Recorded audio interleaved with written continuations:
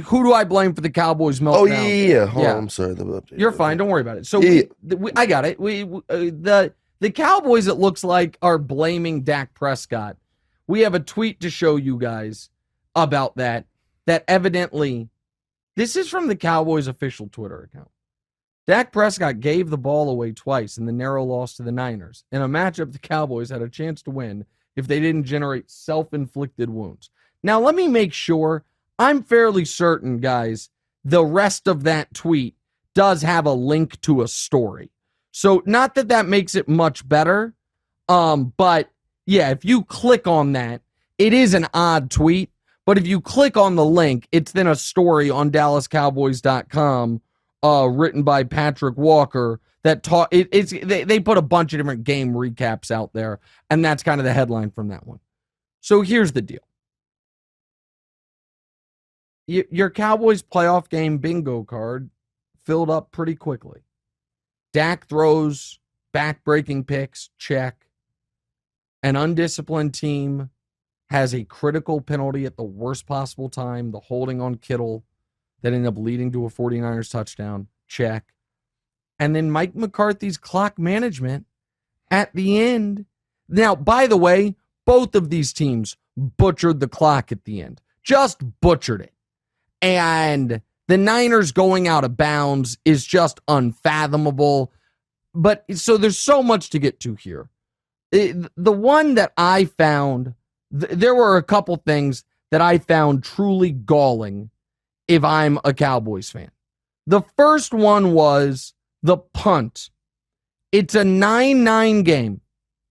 You have 4th and 10 past midfield, and you punted the ball. And it is, I'm sorry, 4th and 10 is not right. I was looking at that. I was like, I don't remember it being 4th and 10. It was 4th and 5. It only became 4th and 10 because they intentionally took a delay of game to have a better spot for the punt. It's 4th and 5. It's in the playoffs. You're at the 40-yard line.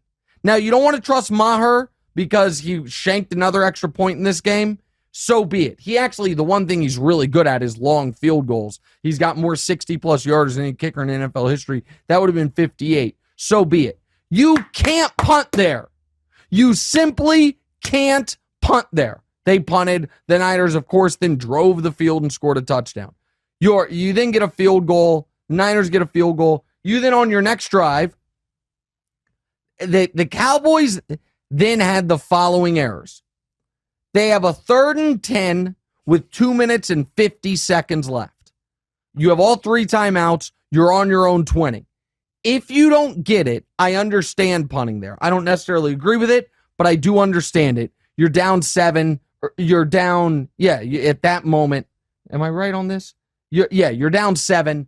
You feel like we can get a stop. So be it. Dak has to know. The results of this play have to be first down, out of bounds, or incompletion. He takes a sack.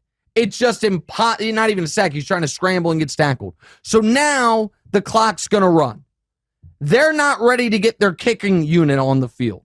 Clock runs. Greg Olsen did a great job calling this out. So now you're punting it with 2:10 left. They fair catch it with 2:05. You miraculously get the ball back with 45 seconds left. Dak almost takes a safety on the first play. Then Dalton Schultz doesn't understand the rules that what Gabe was confused by in the clock management stuff is the clock stops if you go out of bounds if you go out of bounds either sideways or forward. So I'm not picking on Gabe. He tweeted about it. Dalton Schultz got pushed out of bounds backwards. The reason that rule exists is they don't want you to be able to, in order to get out of bounds, retreat to the sideline. You can't be close to the sideline, someone's about to tackle you, and you run in the opposite direction. You have to be, your forward momentum has to either be, your momentum's either got to be going forward or sideways, or else they don't stop the clock. Dalton Schultz didn't realize that. Then they throw it Dalton Schultz again on the sideline. It's an easy catch, and he's just too careless to drag his second foot. Now, we can put that on Dalton Schultz. We can also put it on Mike McCarthy and lack of attention, detail, and coaching. not knowing all the rules, not knowing situational football. And then for the second straight year against the Niners in the playoffs in a one-score game, you have a cartoonishly ludicrous final play.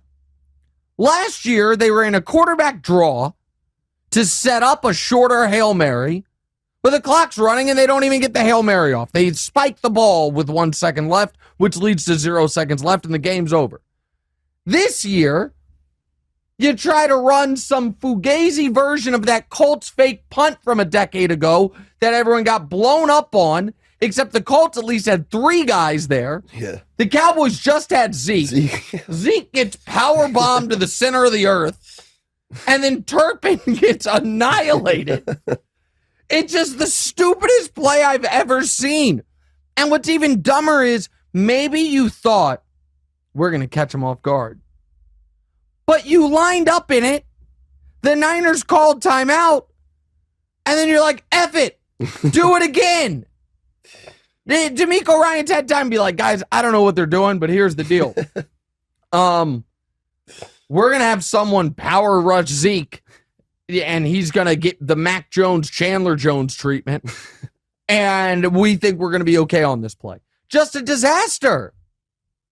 I know everyone can't be the Chiefs, but the Chiefs had 13 seconds to get in field goal range with their season on the line in this round last year. Did it with ease, with time to spare, and made the field goal be very makeable distance. I think it was 48 yards. The Cowboys had 45 seconds to get in Hail Mary range, and they couldn't. And last year they had time to get in Hail Mary range, and they ran a quarterback draw. It's baffling the way this team tortures their fans. I was not really that heavily invested in this game. I had a small bet on the Niners. That was it. And I just found myself cackling maniacally about the ending of it. Just as bad as it gets. Absolutely as bad as it gets. And on the Dak side of things, the guy's been a turnover machine all year. Yep. And the level of scrutiny Dak's going to get, I wish Josh Allen had gotten 10% of it for also being a turnover machine, but for some reason, Josh Allen has earned this far greater benefit of the doubt. Fine, whatever. I wish Brett Maher would have slammed his helmet on the ground after he threw his second pick. Oh, that's a good take. I like that. That's a sneaky, really good take, DeMonte. Yeah. That you felt like Dak kind of didn't support his teammate enough. Yeah, on that one time, like he had a really good season, and like he missed some field goals in the playoffs. Yeah. Like it's the playoffs, but you've been throwing picks all year, dude. That's a great. You know what? That's a great take. That is a great take that I didn't see coming. I really like that take. I hope that makes you feel better because I know you were angry about how this segment started. You told me that was way better for the show than any question read you could do. But Dak's picks, he threw one pick inside his own 20 that immediately led to 49ers points. He then threw another pick inside the Niners 20 that took points off the board for his own team. And that's what he's been doing all year. Throwing picks inside in his own red zone and in the opponent's red zone. Hey, thanks for watching. Hit the subscribe button to get more from the show and make sure to click the bell to get notified every time new content drops. Check out full episodes of What's Right wherever you get your podcasts, or just click the link in the description below.